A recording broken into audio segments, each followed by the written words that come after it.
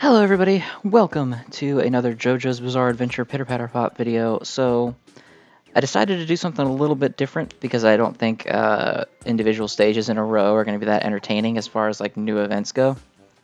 So instead, I'm going to be going into score attack not for actual scoring purposes, but just to show off individual units and sort of talk about what they're good at and what they're bad at, and if they're worth using. So the first one we're going to talk about today is the protagonist of Vento Ario, Giorno Giovanna. He is pretty good. I think a lot of people put him in upper mid tier as far as the characters in this game go. I have him paired with Okuyasu right now because Okuyasu is just a really good partner in general for anybody. So what makes Giorno good, in my opinion, is he's one of the best block changers for preset formations. So when you have characters that change tiles into their own tiles, the layout that they do it in is important. You have characters like Kakyoin who can do it, and it's okay. And then you have characters like Jonathan and Giorno who do it, and they do it like this. So you can see Giorno changed this gigantic area of the screen into his own. And now my Giorno's not even maxed out, so I could probably be doing more in that area. But you can see in stand-up time how much of the board that Giorno took. And that's the best way to use his stand ability, is to abuse it in stand-up time. That's generally the best way to use any block changer. This is also why Okuyasu is such a good teammate, because he does that shit. And so block changers in general aren't as strong or damaging as an eraser like Fugo would be. But what makes Giorno so good, other than the formation, is that block changers actually erase those transformed tiles and by turning them into themselves. It's most of the time there's not a direct comparison like between an eraser and a changer because a lot of tiles break in one hit, but ever since the Jotaro event they added that lock tile that has come back in a couple other fights since then that can't be erased in one hit. It has to be changed. So it's made changers a little bit more valuable in what they do.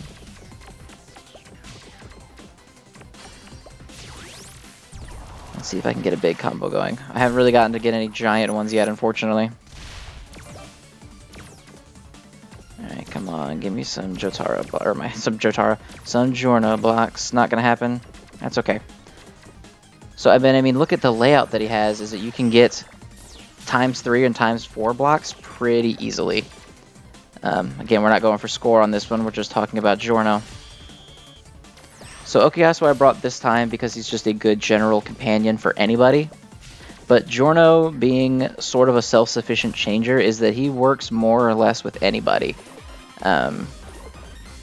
Pretty much he wants someone that can increase his skill cooldown. So someone like Okuyasu is really good for that, or Fugo.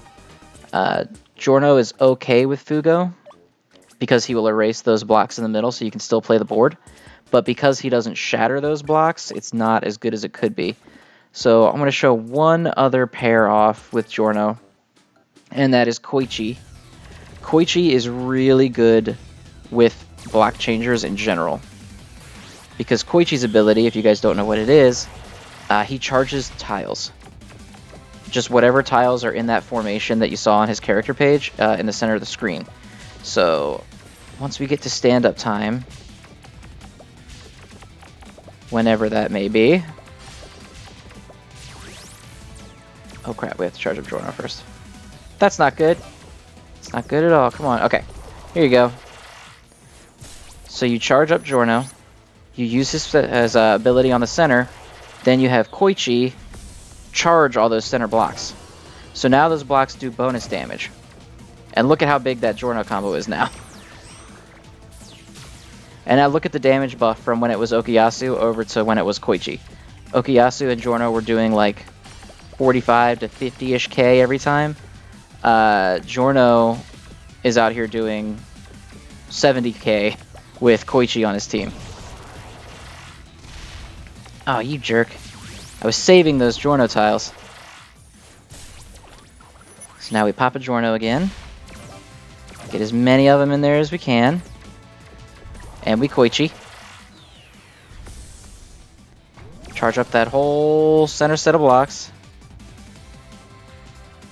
Come on, give me another Giorno. Oh, it was another Giorno. It didn't save in time. Another 75k. So you're getting a 25k buff to your primary combo, thanks to Koichi. And he's good with pretty much anyone that can do that. Don't overlook Koichi as a character because he's a bronze character. I don't see a whole lot of people talk about him outside of like people who play Pitter Patter Pop a lot. Because obviously your first thought is, oh, well, he's bronze rarity, so he doesn't matter. He's pretty good. Now we charge with Koichi. And just build the combo up as big as you can.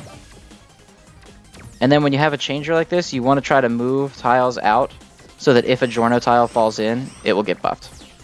82k that time. Crazy. Absolutely crazy.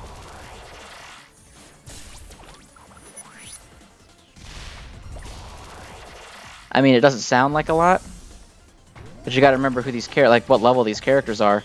I think my Koichi is level 25 and my Giorno is 33, and they're hitting stand-up times that are doing as much damage as my maxed out Fugo because of Koichi's ability.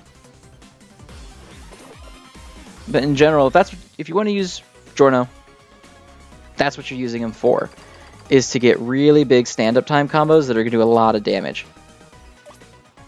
That's why we'll go ahead and look at some characters here also that work well with him.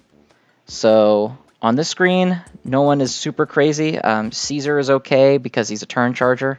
Just like Okuyasu, he transforms a lot of the board really quickly, so he builds up a lot of stars for your characters.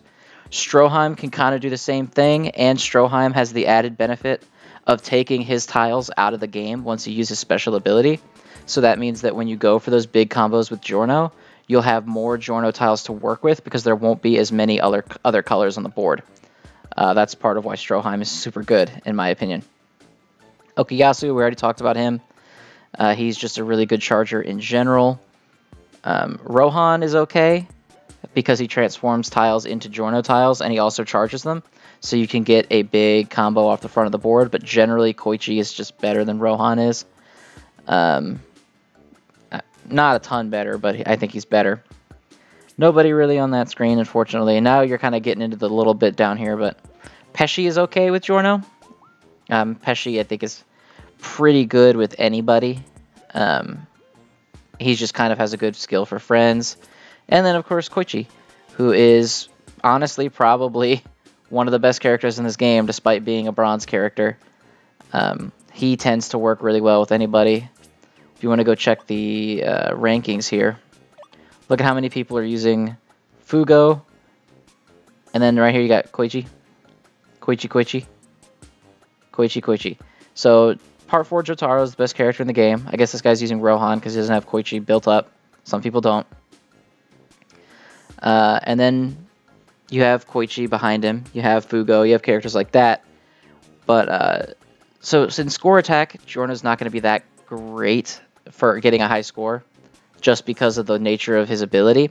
Where he really shines is challenge battles, where there's a lot of rules set by the enemy. So he was really great in the Jotaro event. He's really good in this current event going right now, the, what do you want to call them? The White Album and the Babyface event. Because when these guys lock tiles, they have the ability to lock them twice, quote-unquote.